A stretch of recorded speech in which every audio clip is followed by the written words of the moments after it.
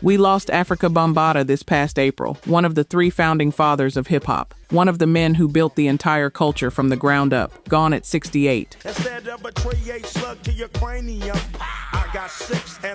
And I'm not going to pretend that didn't hit different, because it did. And that loss made one thing impossible to ignore. Who's still here?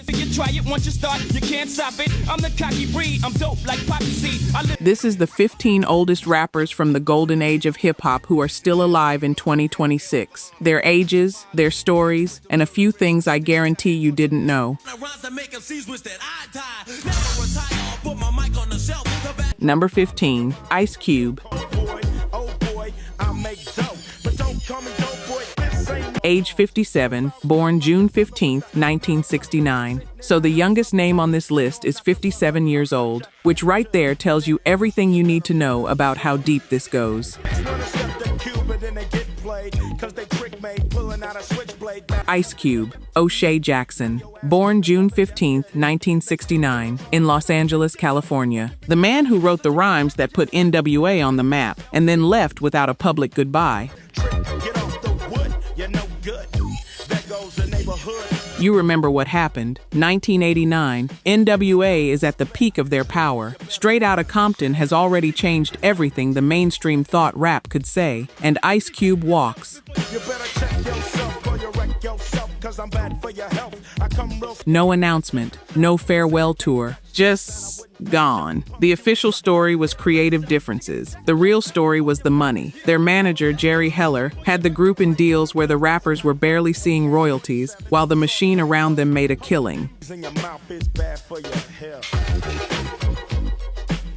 Cube saw the contracts, got a lawyer, and when nobody else would move, he left. And here's where it gets good. Less than a year later, he drops America's Most Wanted, recorded in New York, with Public Enemy's production team, the Bomb Squad.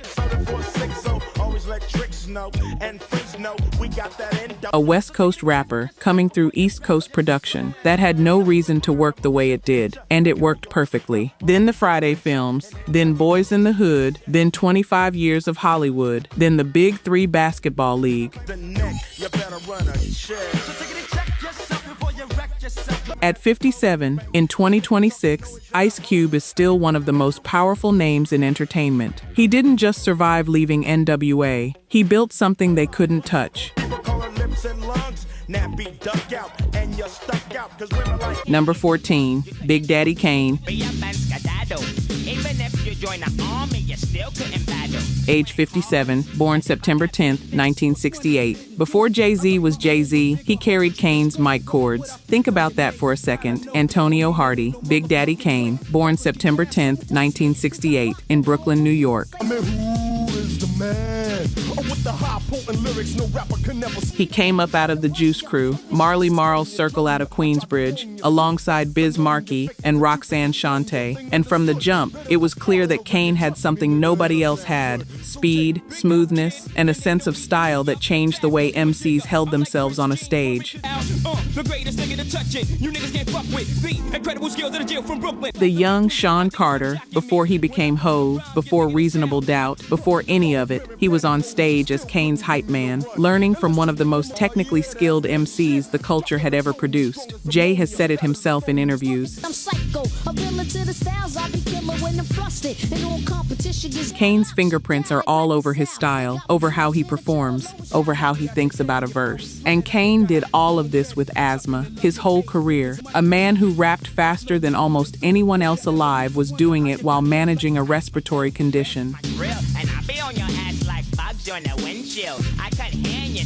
That fact alone should end any conversation about whether the Golden Age MCs were built different. Rolling Stone ranked Ain't No Half Steppin' at number 25 on their list of the 50 greatest hip-hop songs ever recorded. The man influenced Jay-Z, and he still doesn't get flowers at that level from the mainstream. Some of y'all know exactly what I mean by that. Number 13, Rakim. Age 58, born January 28, 1968. Before Rakim, rap was about speaking in rhyme. After Rakim, rap was about architecture. William Michael Griffin Jr., born January 28, 1968, in Wyandanch, Long Island. Raised in the 5% nation. And when he stepped to a microphone as Rakim Allah in 1986, the entire concept of what an MC could do changed overnight. Internal rhyme schemes, multi-syllabic flows, verses that felt like they were built by someone who had engineered them from the inside out. MTV would later name Paid in Full, the 1987 debut with Eric B., the greatest hip-hop album of all time. Now here's the part of this story that still doesn't sit right with me. Around 2000, Rakim signed to Aftermath Entertainment, Dr. Dre's label, the most respected lyricist in hip-hop history, working with the most respected producer in hip-hop history.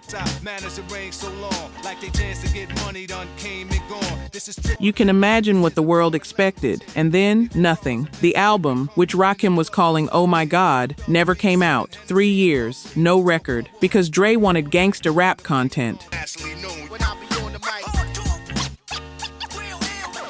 And Rakim, the man who said his grandmother and his daughter should be able to listen to his music, would not go there. He's talked about it in interviews. Rakim told Dre it wasn't working, packed up and went back to New York. He chose his artistic integrity over what might have been the biggest commercial moment of his solo career. Whether you call that principled or painful, and maybe it's both, the God MC is still here at 58. Number 12, LL Cool J. Age 58, born January 14, 1968. LL Cool J is 14 days older than Rakim, born January 14, 1968, in Bay Shore, Long Island. Same era, same geography, completely different trajectory. James Todd Smith walked into Def Jam Records at 16 years old, not as a visitor, as a signed artist. Rick Rubin and Russell Simmons had a fledgling label with almost no infrastructure and almost no money. And I Need a Beat, LL's first single, sold over 100,000 copies independently. That cash kept the label alive in its earliest days. People don't say that part out loud enough. LL Cool J, as a teenager, financially stabilized the most important rap label in history.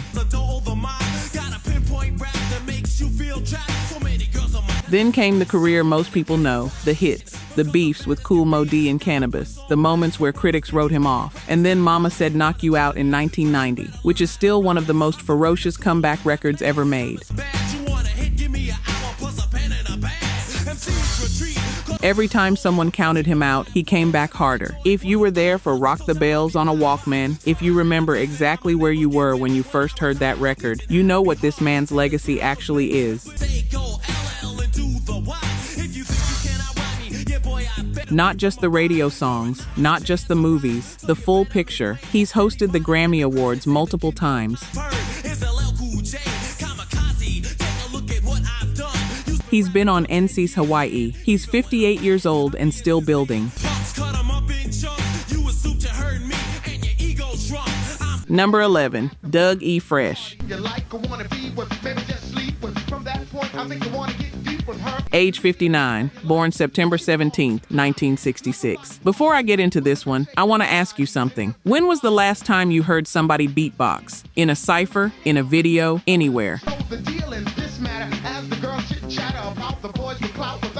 Think about that sound. Now trace it back. Trace it all the way. Douglas Davis, born September 17, 1966, in Barbados, raised in Harlem. The human beatbox, the man who was performing bass lines and drum patterns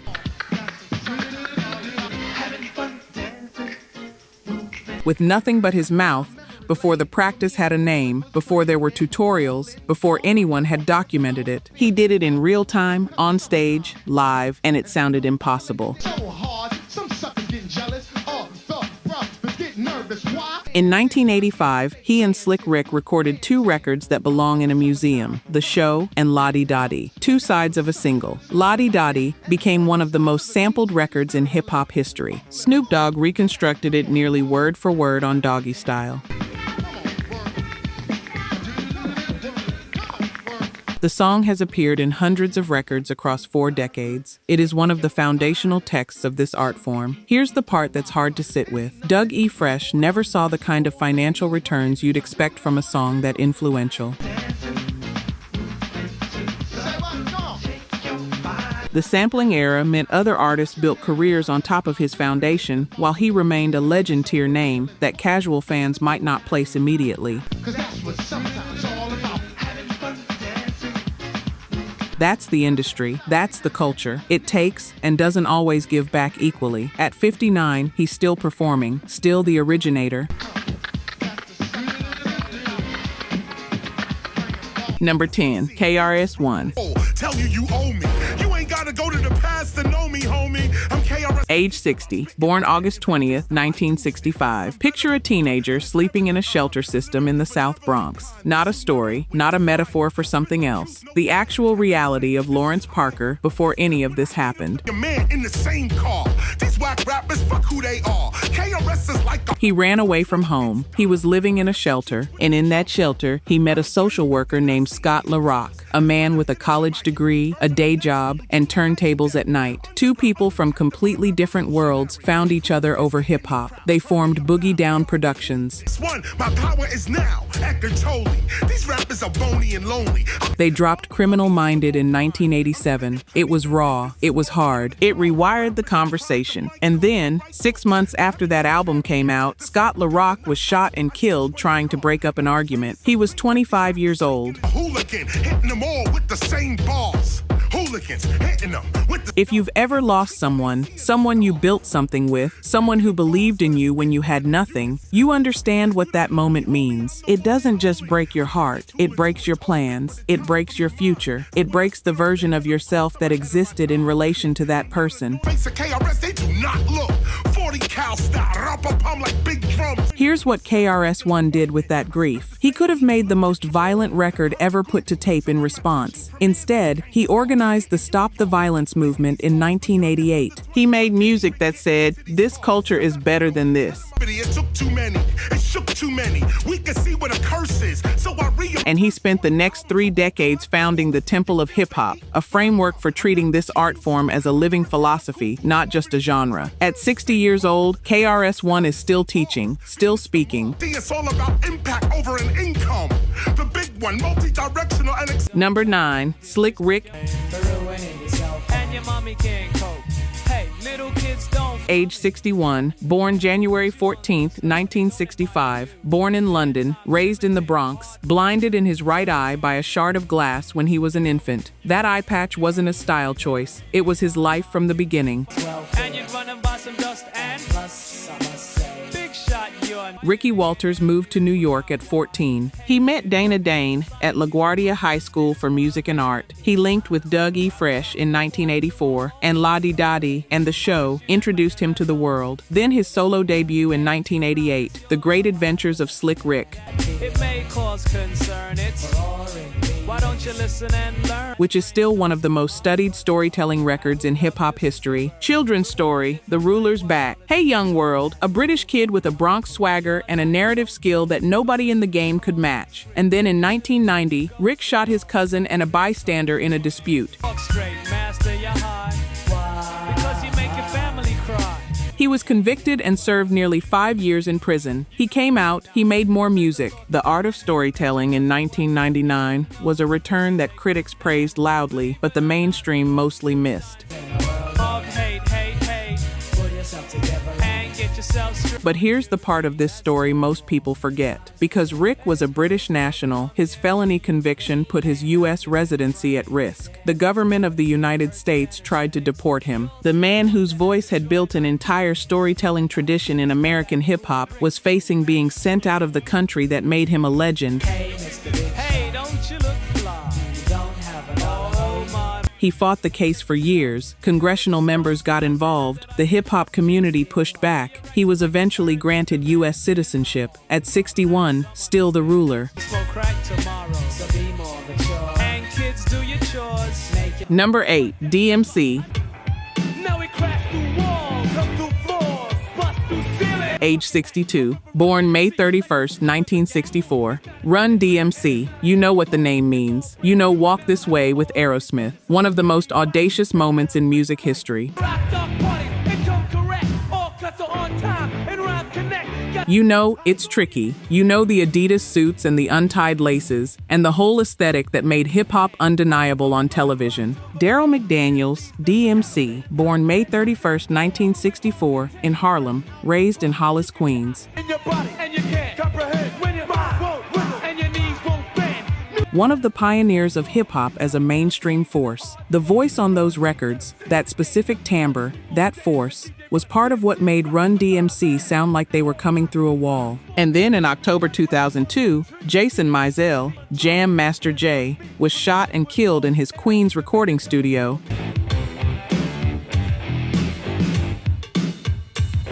One of the most beloved figures in hip-hop, shot once in the head. The case went unsolved for over 2 decades. Daryl McDaniels carried that grief for over 20 years while the world around him moved on. And at the same time, he developed a condition that affected his voice. We're the baddest of the bad. Coolest of the cool, I'm D.M.C. I rock and roll. DJ Run, I rock and roll. The instrument that had defined his entire identity. The thing you loved about him on those records started to change, and he didn't have an answer for it. He wrote a memoir called 10 Ways Not to Commit Suicide, which tells you the territory he was navigating: depression, alcoholism, Now we crash through walls, come through floors, bust through ceilings. an identity that had been tied to sound and fame and brotherhood, and now was something harder to define. He's been sober for over 20 years now. He's here at 62, still advocating, still honest. Number 7, Kool Moe Dee. How you think it feel to see another MC get paid? Using my rap style. Age 63, born August 8th, 1962. Every diss track you've ever heard, every rap beef, every you know who I'm talking about, verse where one MC goes directly at another. Every time I rock the mic, I left a stain in your brain that will remain. All of it has a template, and the template was built by one man at Harlem World Nightclub in 1981. Kool Moe Dee, Mohandas Dewesi, born August 8th, 1962, in Manhattan. 3 seconds later, I got you shaking your head, dancing instead of sitting. He came up in the Treacherous 3, one of the most important early crews in hip-hop. And at Harlem World in 1981, Busy B. Starsky was performing his crowd control set, the kind of energy-moving call-and-response style that was standard at the time. Life or death with my breath, my voice is secure, I feel life from the words I spread. And Kool Moe Dee walked up and dismantled him, not with party rhymes, with pointed, direct, personal verses aimed specifically at Busy B in real time. He turned the battle into something personal. He changed the rules of how MCs competed in front of a crowd.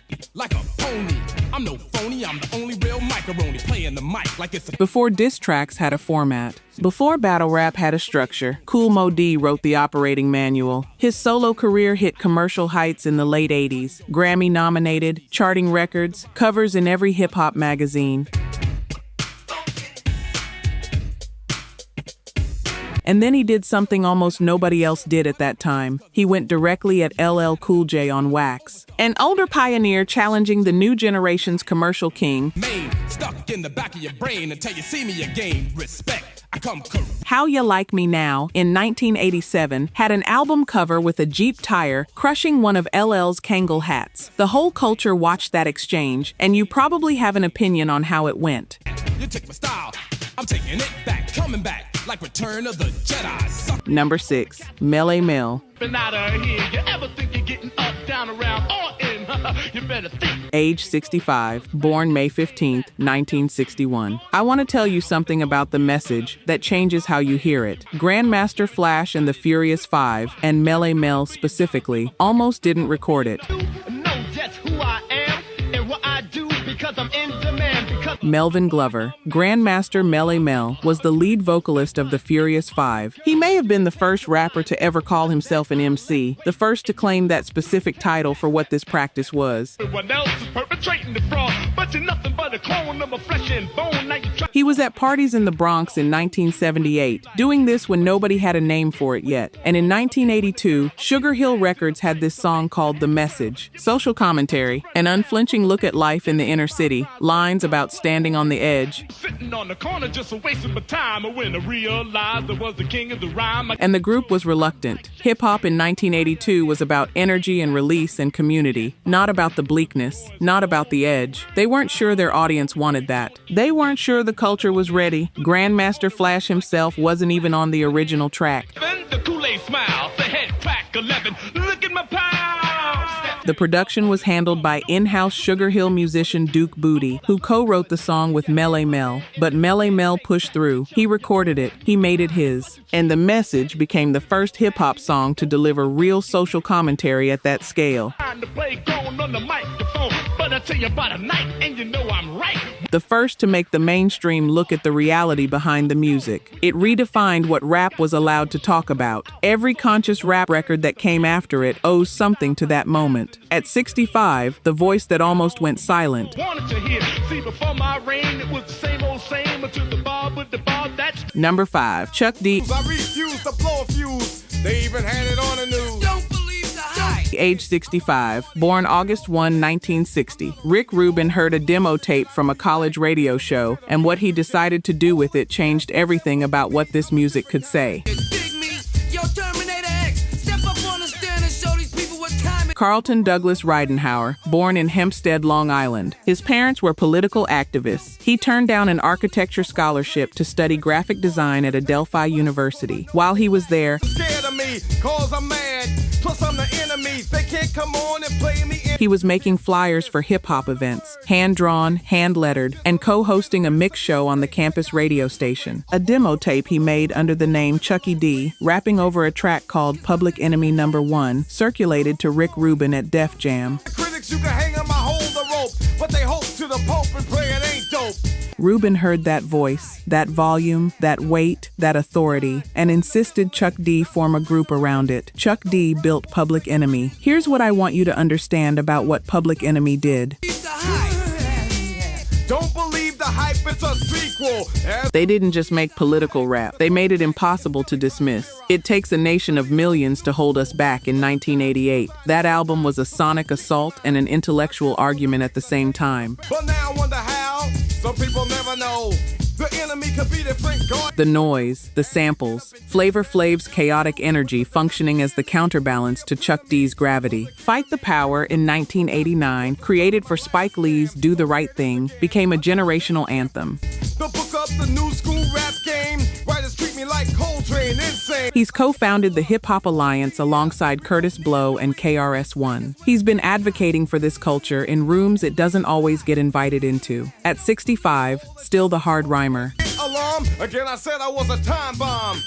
In the daytime, radio. Number 4, Curtis Blow. I used to go to dinner, then take the girl. Age 66, born August 9th, 1959, the first. And I mean that in the most literal, documented, verifiable way possible. Curtis Walker, Curtis Blow, born August 9th, 1959, in the Bronx. He was the first rapper to sign with a major record label, Mercury Records, 1979. And if you know anything about what the music industry looked like in 1979, you know that rap, this thing born at South Bronx parties 6 years earlier, was not what major labels were considering. Is my favorite sport. I like the way they dribble up and down the court, just like I'm the king of Disco was still the dominant commercial format. Rock was the infrastructure. Hip-hop was something happening in neighborhoods that didn't have representation in executive offices. Getting Mercury to sign a rapper required convincing people who had no framework for what they were hearing. to the hoop, y'all. Yes. His team had to present this music to an industry that didn't believe it had a commercial future. And then The Breaks came out in 1980, the first certified gold record in rap history. Over 500,000 copies sold, with no mainstream radio support, no MTV. Taking it to the hoop, my favorite favorite play is the alley. Ooh, I like the pick and roll. I like That didn't launch until 1981. No pre-existing infrastructure for what this was. It moved on word of mouth and on the genuine connection between the music and the people it spoke to. Some of y'all just said facts out loud. I heard you. N.W.A is really mean. Bill Russell didn't take no jump and Dow Dog. He's an ordained minister now. He founded the Hip Hop Alliance. He's been in policy rooms arguing for hip hop's place in American cultural history. At 66 years old, he's still making the case, as he has been for nearly 50 years. Number 3, Ice-T. Age 68, born February 16, 1958. Tracy Lauren Merrow, born in Newark, New Jersey. He lost both his parents to heart attacks before he was through elementary school. He moved to Los Angeles to live with his aunt. He ended up in Crenshaw, in South Central, in the gang culture, navigating all of it. And in the early 1980s, before there was a recognized West Coast rap scene, before Compton had a vocabulary in the mainstream, Ice-T was rapping about the streets of LA in cinematic detail. 6 in the Morning in 1986. Colors in 1988. He was building something. He signed to Sire Records and created some of the most politically charged music of the era. And then 1992, Cop Killer, not a rap record, a metal track, recorded with his band Body Count, a first-person narrative about police brutality set to a speed metal riff, and the entire country reacted. The President of the United States condemned it. I'm protected by 1,000 MCs and hoodlums and hustlers and bangers with Jerry. Police unions organized boycotts. Warner Brothers caved to the pressure and pulled the single. Ice-T fought it publicly and eventually left the label over it. He called it censorship. That's what it was. Now, here's the part that still trips me up. Yeah, that's it. In the year 2000, 8 years after Cop Killer, Ice-T became Detective Odafin Tutuola on Law & Order Special Victims Unit, a cop, on television. And as of right now, in 2026, he has been playing that character for over 26 years. No imagination needed, 'cause I lived it. This ain't no damn joke. This thing is longer than most careers in this industry last. Whether that's irony or evolution or something in between, I genuinely will let you decide. I'm Ice-T, the original gangster. Number 2, Grandmaster Flash. Makes me wonder how I keep from going under. My son said, Daddy, I don't want to. Age 68, born January 1st, 1958. Joseph Robert Sadler, born in Bridgetown, Barbados. His family moved to the Bronx. He went to Samuel Gompers High School, a vocational school, where he learned how to repair electronics. Cause it's crazy after dark. Keep my hand on my gun, cause they got me on the run. I feel like an out. And that background, understanding circuits, understanding how signals flow and connect, shaped the entire way he approached what DJs could do. Flash developed what he called the quick mix theory. Using 2 copies of the same record on 2 turntables, he could isolate the drum break of a song and loop it indefinitely. It'd be cheaper if I just got a job, learn to be a street sweeper, a dance to the beat. He invented scratching. He developed cutting. He built the first crossfader from components he found in a Bronx junkyard. Every DJ you have ever watched work, every festival headliner, every club set, every DJ booth you've ever stood near. You say I'm cool, I'm no fool, but then you wind up dropping out of high school. The techniques they're using trace directly back to what this man figured out in an apartment in the Bronx in the mid-1970s. In 1981, The Adventures of Grandmaster Flash on the Wheels of Steel was released. 7 minutes of solo turntablism, documenting the technique in real time. Floyd turned stick-up kid, but look what you done did. Got sent up for 8. The mainstream music industry largely ignored it, not because it wasn't technically extraordinary, because the industry didn't have a category for it yet. Smugglers, scramblers, burglars, gamblers, pickpocket peddlers, even pan. In 2007, Grandmaster Flash and the Furious Five became the first hip-hop act inducted into the Rock and Roll Hall of Fame. Jay-Z inducted them himself. There was a death hoax about him just this month. Completely false. He is alive, 68 years old, the architect of what DJs do. In the ghetto, living second rate, and your eyes will sing a song of deep hate. Number 1, DJ Kool Herc. age 71, born April 16, 1955, August 11, 1973, 1520 Sedgwick Avenue, the Bronx. That's the address where everything started. His sister Cindy needed money for back-to-school clothes. She threw a party in the recreation room of their apartment building. And her brother, Clive Campbell, who called himself Kool Herc, borrowing their father's massive speaker system, was the DJ. He was 18 years old. Here's what he figured out. When a record hit its break, the part where only the drums played, where the percussion took over, that's when the crowd went electric, and it never lasted long enough. So he put 2 copies of the same record on 2 turntables. Played the break on one. The second it ended, he switched to the same moment on the other copy, then back again, looped it endlessly. He called it the merry-go-round technique. You know it as the break beat, the foundation of every sample, every drum loop, every rap record ever made. Born in that room, at his sister's party, on a summer night in the South Bronx. Born April 16, 1955, in Kingston, Jamaica. Moved to the Bronx at 12, changed the world at 18. And here's the part that still doesn't sit right with me.